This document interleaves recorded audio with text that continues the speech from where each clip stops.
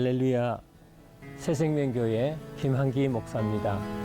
우리의 마음속에서 우리를 짓누르는 것들 가운데 죄책감이 있습니다. 죄책감이란 하나님의 법이나 시민법 혹은 양심의 법을 어겼다고 생각하는 일에 대해서 책임을 느끼고 그 근심하는 우리의 태도를 말하죠.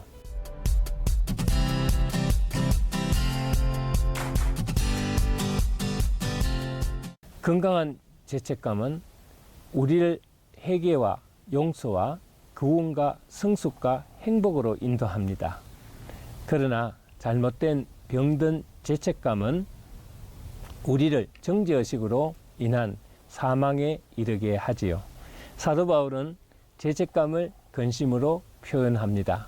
고린도후서 7장 10절을 보면은 하나님 뜻대로 하는 근심은 후회할 것이 없는 구원에 이르게 하는 해결을 이루는 것이다, 이렇게 얘기하고 있습니다.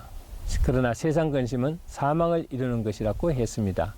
여기서 우리는 바울이 두 가지 종류의 근심을 대조하여서 말씀하는 것에 주목할 필요가 있습니다. 하나는 하나님 뜻대로 하는 근심으로 곧 건강한 죄책감이라 할 수 있습니다. 그러나 세상 근심은 병든 죄책감입니다. 하나님의 뜻대로 하는 근심은 후회할 것이 없는 구원에 이르게 하는 해결을 이루지요. 그러나 세상 근심은 사망을 이룹니다. 오늘 본문인 시편 32편을 통해서 우리는 어떤 것이 건강한 죄책감인지, 어떤 것이 병든 죄책감이 가져다주는 정죄의식인지를 진단해 보기로 하겠습니다.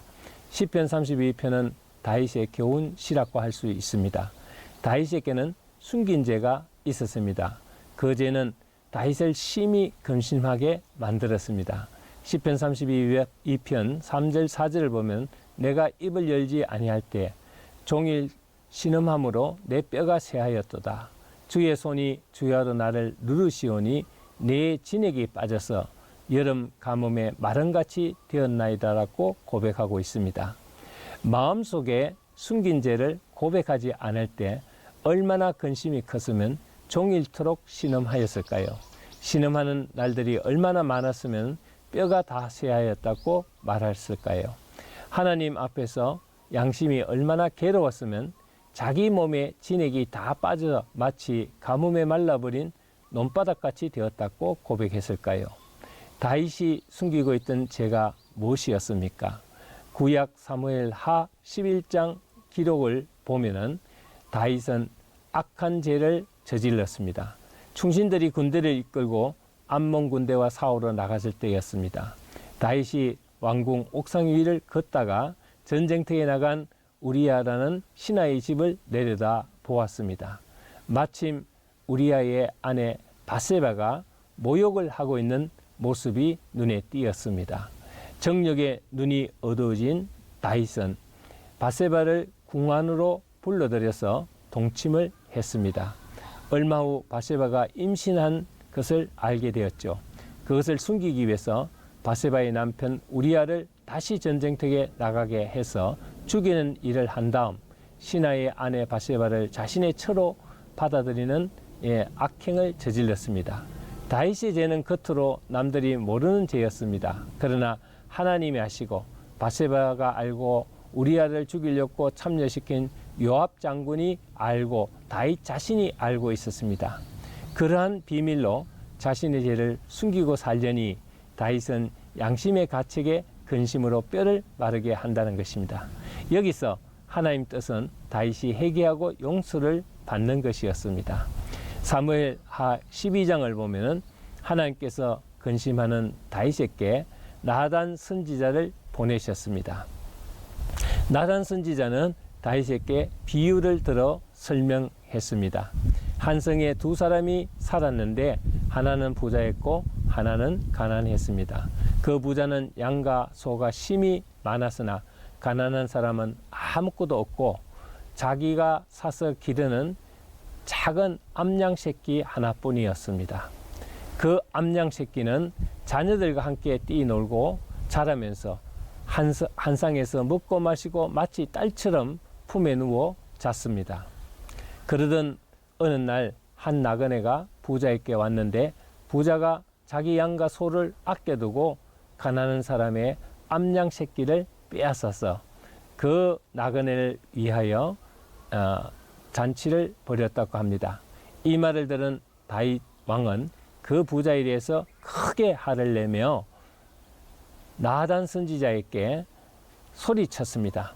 하나님의 사심을 가리켜 맹세하는데 이 일을 행한 그 부자는 마땅히 죽어야 할 사람입니다. 그가 그 가난한 사람을 불쌍히 여기지 않고 어떻게 이 일을 행하였으니 그 양새끼를 4배나 갚아주어야 할 것입니다 하고 하자 나단 선지자는 다윗에게 당신이 바로 그 부자입니다라고 말했습니다. 다윗은 그 자리에서 회개하였습니다. 내가 하나님께 죄를 범하였습니다. 나단 선지자는 회개한 다윗에게 하나님 용서를 전달하였습니다. 하나님께서 당신의 죄를 용서하셨습니다. 시편 32편 5절에 다윗은 자기 죄를 회개하고 용서받은 체험을 이렇게 고백하고 있습니다. 내가 이르기를 내 허물을 여호와께 자복하리라 하고 주께 내 죄를 아뢰고 내 죄악을 숨기지 아니하였더니 곧 주께서 내 죄악을 사하셨나이다. 다윗은 이것을 통해 깨달은 바가 컸습니다. 여러분, 가장 복된 사람은 누구일까요? 죄를 짓지 않은 사람입니다. 시편 32편 2절을 보면 마음에 간사함이 없고 여호와께 정죄를 당하지 아니한 자는 복이 있도다라고 했습니다. 그 다음 복된 사람은 누구일까요? 죄를 지었으나 회개하고 용서받은 사람이라고 할 수 있습니다. 32장 1절을 보면 허물의 사함을 받고 자신의 죄가 가려진 자는 복이 있도다라고 했습니다. 세상에 살면서 전혀 죄를 안 짓고 사는 사람은 없습니다. 몰라서 연약해서 유혹에 넘어져서 죄를 지을 수밖에 없는 연약한 우리들이라고 할 수 있습니다. 그렇다면 본의 아니게 우리가 죄를 짓게 될 때 할 일은 무엇입니까? 즉시 기회를 놓치지 말고 회개를 하는 것입니다. 오늘 본문 시편 32편 6절을 보면은 이로 말미암아 모든 경건한 자는 주를 만날 기회를 얻어서 주께 기도할지라. 아멘. 회개를 하면 어떻게 됩니까? 하나님의 용서를 받을 수 있습니다. 하나님의 용서는 예수 그리스도의 십자가 희생에 근거한 용서라고 할 수 있습니다. 자기 독생자를 내어주신 예수님의 사랑에 근거한 것이죠. 예수님께서 우리의 죄값을 대신 갚도록 하신 하나님의 공의에 근거한 것입니다.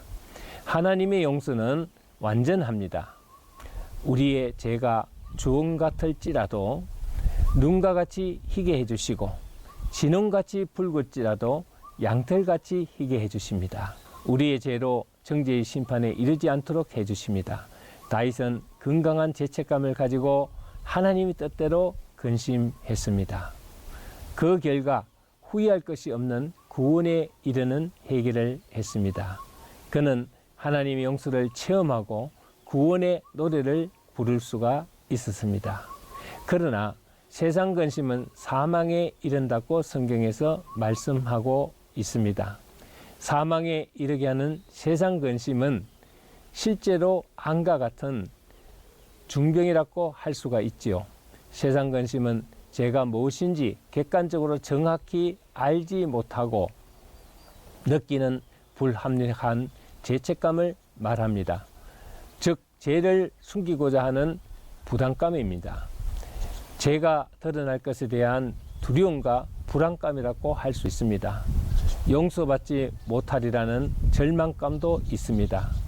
하나님과 사람에게 버림받게 되리라는 좌절감도 있습니다. 벌을 받을 것이라는 두려움과 수치심도 있습니다. 이러한 정죄의식으로 결국 진정한 회개를 하지 못하고 죽음에 이르는 질병에 걸리고 말지요. 건강한 죄책감으로 하나님께 제사함을 받고 자유로운 영혼으로 기쁘게 살아가는 여러분이 되시기를 주님의 이름으로 기도합니다. 감사합니다.